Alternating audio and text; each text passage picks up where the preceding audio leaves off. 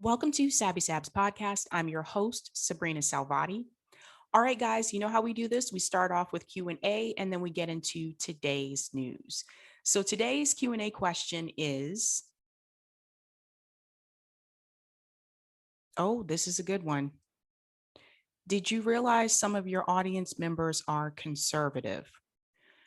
Yes. So I actually realized this a couple of weeks ago, and I only realized it because people started to comment in the chat telling me that they were. Um, I'm not sure why that is. I'm not sure why I do have some conservative subscribers, but if I had to guess, I would say that part of it probably has to do with me ragging on Biden a lot, which I will continue to do because I think that Joe Biden has been the worst Democrat politician that we've had in office that has just been terrible on Black issues, that has implemented policies that have detrimented Black communities. So I will continue to rag on Joe Biden because he hasn't done anything to try to fix it. But yes, I have realized that. And I was surprised when I started seeing people comment to say that. So that's really interesting. I'm not conservative, but I'm also not liberal. And I wonder if that could have something to do with it too, because I've been very vocal about how I feel about liberals pretending to really care about the Black community and not really doing anything to help. So, yes, I have been aware of that. But, the way I see it is I would like to reach as many people as possible. You don't have to be a leftist to watch what I do.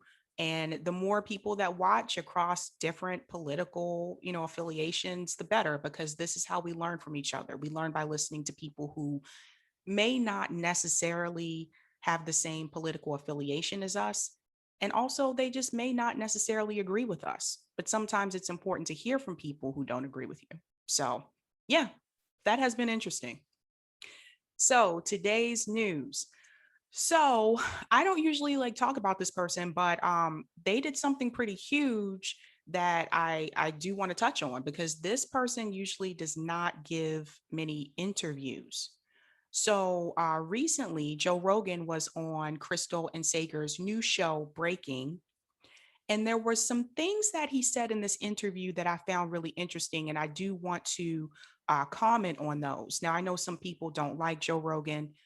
I can't tell you who to like, but even if you don't like him, stay tuned for the segment because I think some of the things that he says you might agree with. So, the first clip I want to show you is him talking about politics. And one of the things that people have said about him is that he is not a expert on politics. So people don't understand why people tune into him to hear about politics. Well, he's never claimed to be an expert about politics. Let's check that out.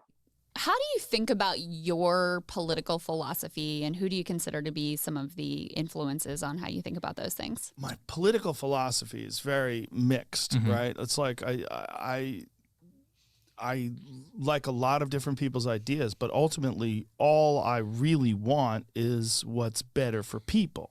I remember the first time I really got interested in politics was when Ronald Reagan couldn't remember whether or not he sold arms to Iran. Iran-Contra. Yeah. Okay. I was like 21 years old, 21 years old. And I remember thinking like, what is happening?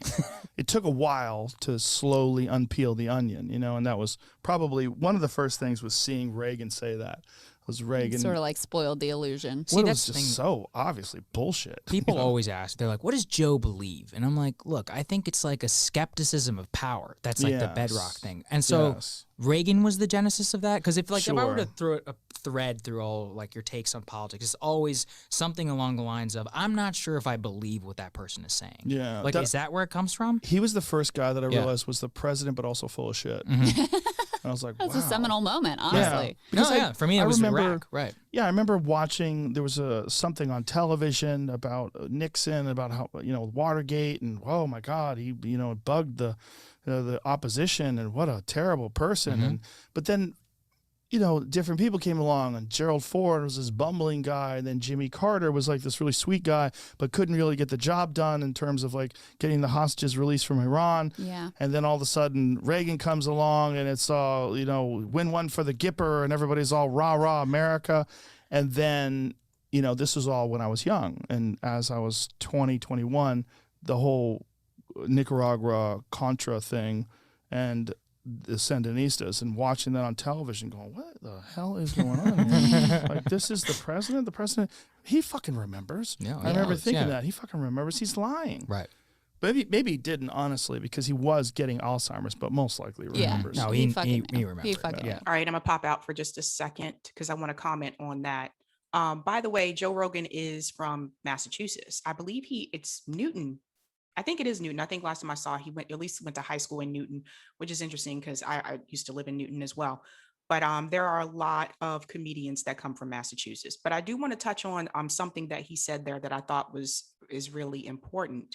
He talked about the skepticism that people have for politicians.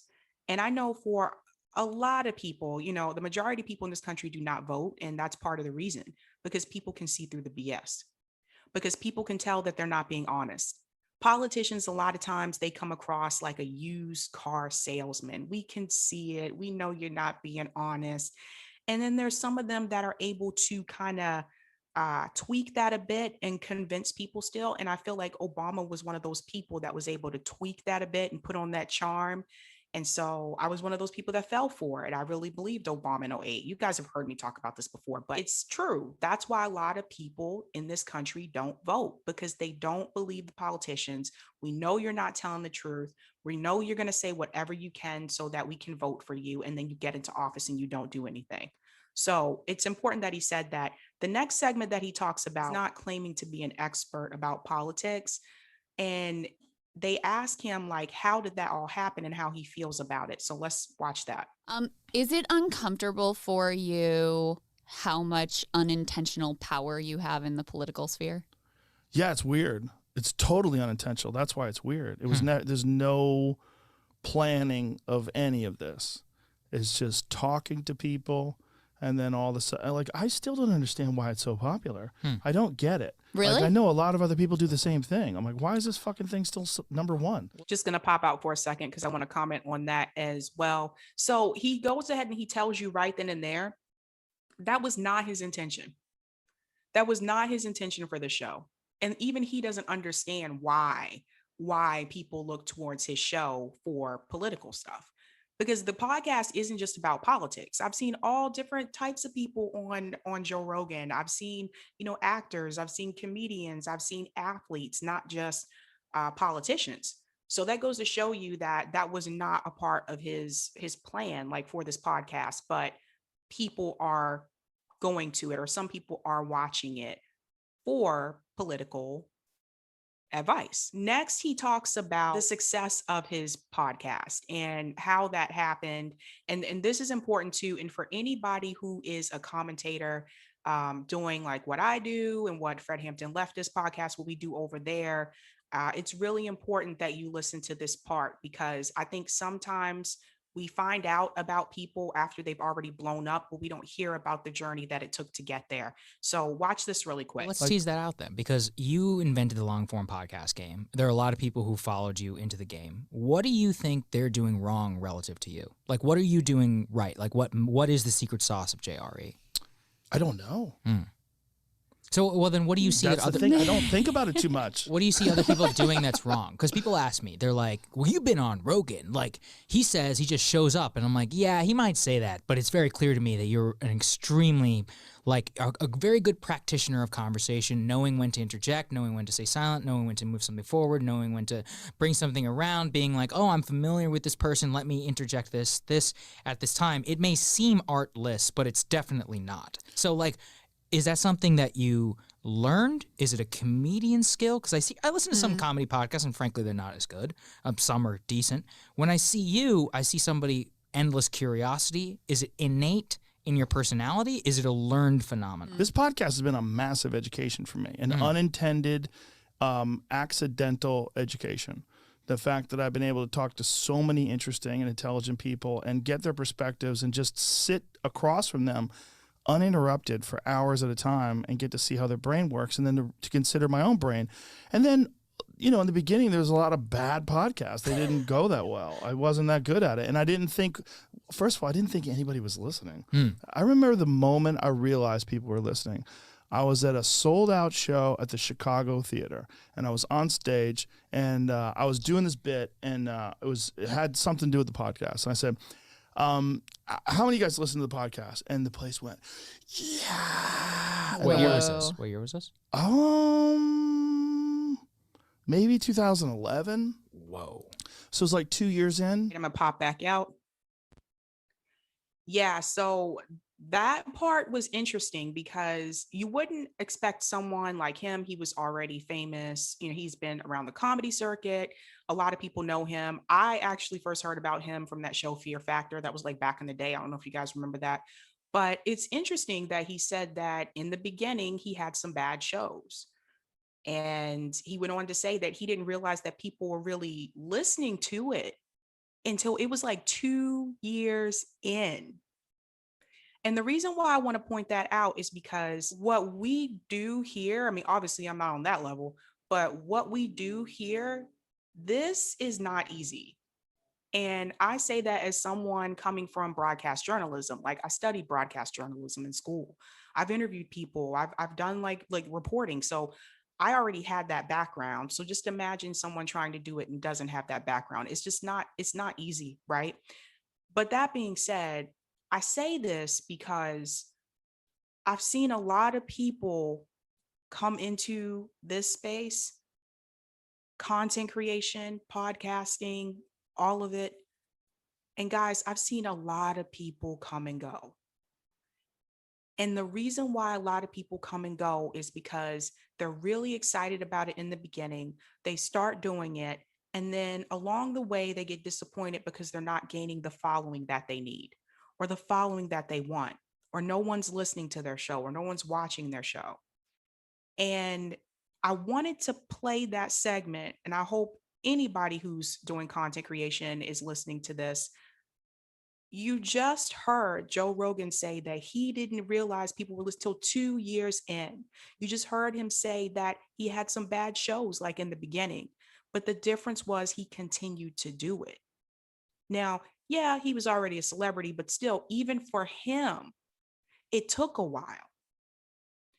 And so if you're someone that's doing this and you're starting to feel discouraged, I would really, really advise you to just keep at it, maybe tweak some things here or there, maybe consult a friend, a viewer, and ask them what you could improve on. But try not to just walk away from it because, like I said, I've seen a lot of people come and go and they get disappointed. They have a couple bad shows. They're like, oh my God, I'm never doing this again. They don't get as many, subs as they want. They're like, oh my God, I'm out. I'm not doing this. It takes time. Even some of the people who have like these really, really large platforms didn't necessarily start out that way.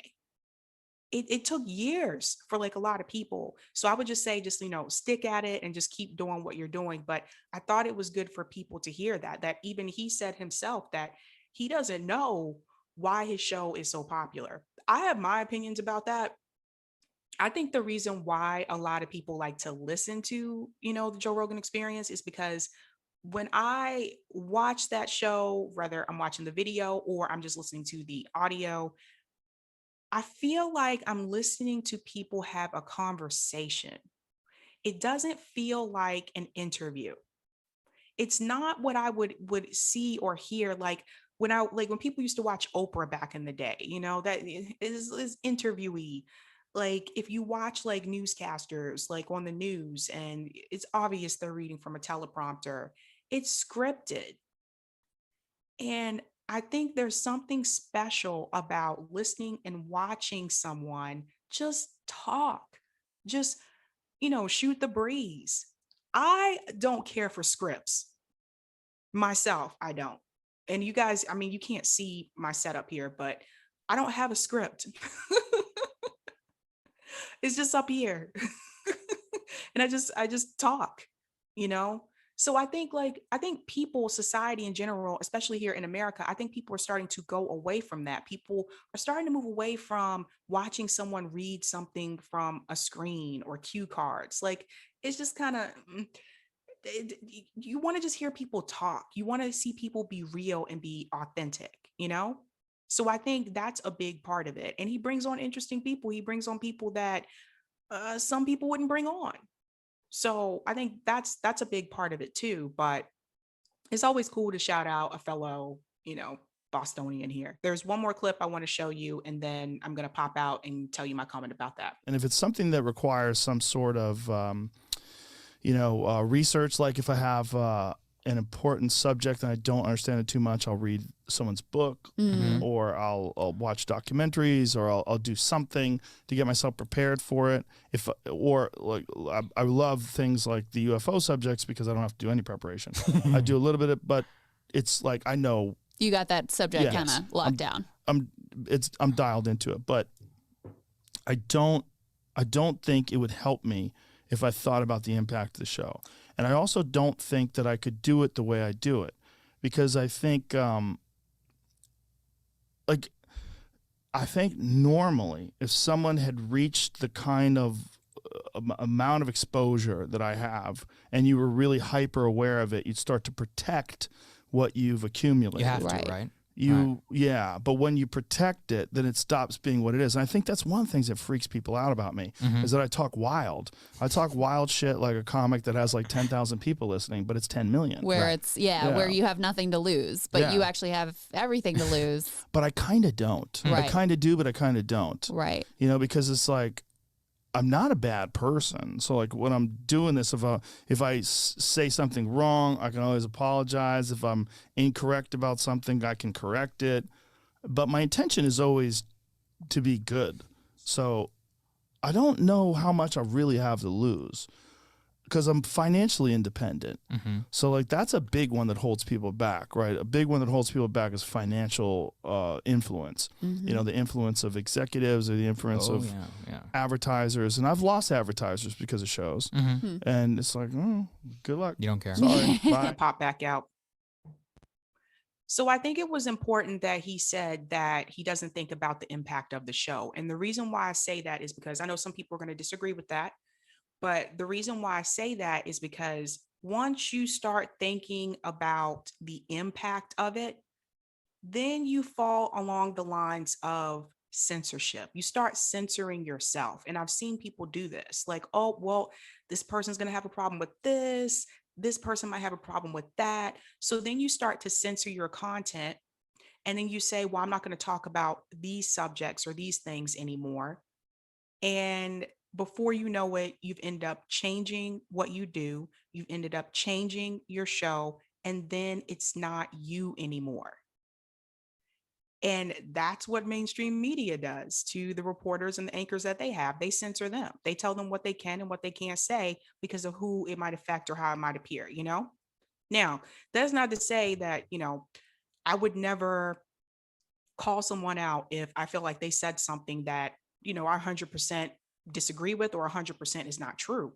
But just because I say that, that doesn't mean that I expect that person to change those things about their show. I never expect that. And I think that that's very important. I think it's important that even if you don't agree with something that someone's doing in their show, that you don't expect that if you call them out on it, that they're going to change it or they're going to stop doing it. Because I think if you start expecting that, you're going to be disappointed. I think that what he's saying here, I think that it makes a lot of sense, because sometimes people will come after him because of certain people that he's had on. I've seen other people go through that too. And I go back to the video I had before about cancel culture. I can't control who other people bring on their show. And if you don't like it, you don't have to watch it. It just, is what it is at that point. But it's true. If you start thinking about the impact of it, then you fall along the lines of like self-censoring. And if you're going to go down that road and start censoring everything that you do, then you might as well just do mainstream media. Because then at that point, it's not you anymore. Now, that being said, if you want to apologize for something, or you want to improve something that maybe you misspoke on, or maybe you didn't have the right information, you can always come back in the next episode and correct yourself on that. I've done that. But I think it's important that you're true to yourself. I know people are like, where do you really stand on this? Where do you really stand on this, Sabrina? You're kind of in this in between thing. No, it's just like, I have like my views, I have my values, and I know what I stand for. Would it be nice if other people had those values as well? Maybe, but I don't expect them to. And I think if you go into it with that mindset, then it'll be easier for you to get through a lot of this. But I wanted to talk about that interview and give my reaction, my response for that, because it's not often that you see him do interviews. And so the fact that he sat down to do one, with Krystal and with Saagar, I was like, oh, I might want to, check this out. Like, he's the one who's always interviewing other people. It's not often that you get to see someone interview him. So I thought that, I definitely wanted to see it and hear what he had to say. Now, based on what I showed you, those clips, can't show you the whole interview, but based on what I showed you, if you had a negative, opinion of him beforehand, do you still have that negative opinion now? Because see, that's why I wanted to show you that, because I know a lot of people that don't like him because of the people that he's brought on.